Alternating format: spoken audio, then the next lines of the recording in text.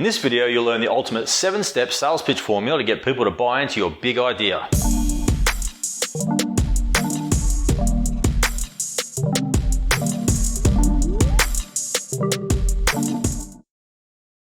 Okay, so whether you're offering a physical product, you're a service-based business, you're developing a software solution, or you just want people to buy into your big idea, you have to sell, even if you hate it.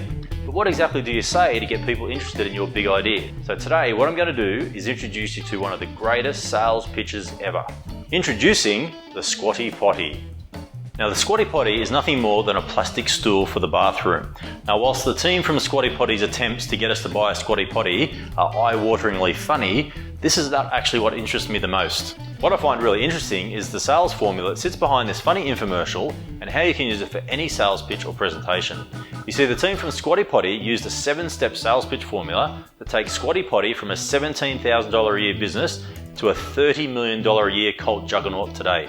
And you can use this exact same formula for communicating the benefits of your idea. Now, you can view the entire Squatty Potty video by clicking the link that's included in the notes. Now, what I'm going to do is break it all down for you step by step so you can see for yourself the simple formula that sits behind this video so that you can sell anything yourself using this exact same formula.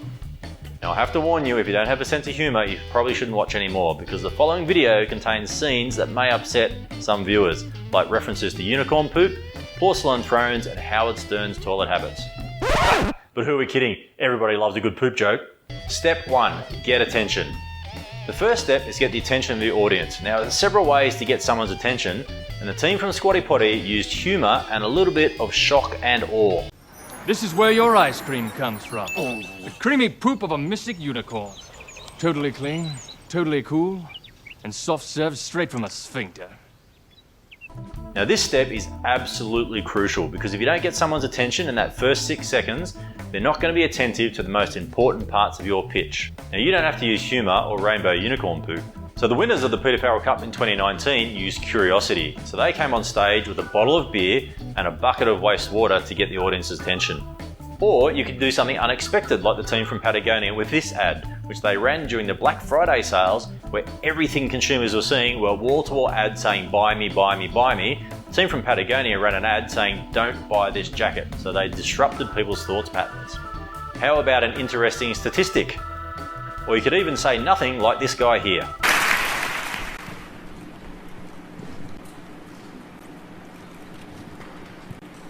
You need to make your audience care about what you're about to say next.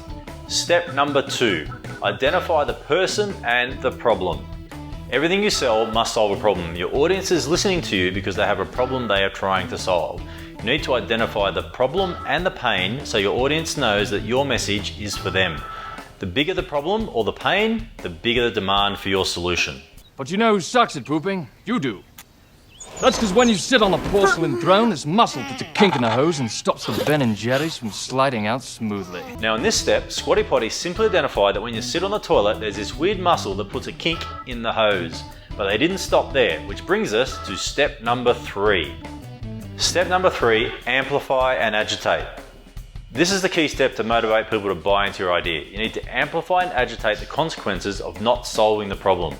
What are the negative consequences if they don't solve this problem right now? Is that a problem? I don't know, are hemorrhoids a problem? Because sitting at this angle can cause hemorrhoids, bloating, constipation, and a buttload of other crap. And seriously, unicorn hemorrhoids? The glitter gets everywhere. None of that sounds good, does it? You see, it's not enough to simply identify the problem. You need to amplify and agitate the problem so your audience begins to start thinking, I have that problem, tell me what I should do. Which brings us to step number 4, introduce the solution. So now that you have your audience busting to know what they should do to solve their problem, it is time to introduce the solution. Now, this has 2 parts to it. The first part is introducing the general solution, not your product or service. You need to get the audience agreeing that this is the solution that will solve their problem. But what happens when you go from a sit to a squat? Voila, this muscle relaxes and that kink goes away faster than Pegasus laying sweet sherbet dookie. For the Squatty Potty, the general solution is changing from a sit to a squat. Now, this step's really important because you need to get the audience agreeing that this is the right solution to their problem. So notice how the solution creates an inherent problem. For the Squatty Potty is, how do I sit on the toilet like that? And that's where it brings us in the next part. This is where you introduce your solution or your product. Introducing The Squatty Potty. So the answer to this new problem is Squatty Potty. Notice what's happening here. We have a simple problem, solution sequence. Problem number 1 is that weird muscle that puts you at risk of constipation. Solution, change from a sit to a squat. Problem number 2 is, well, how do I sit on the toilet comfortably and do that?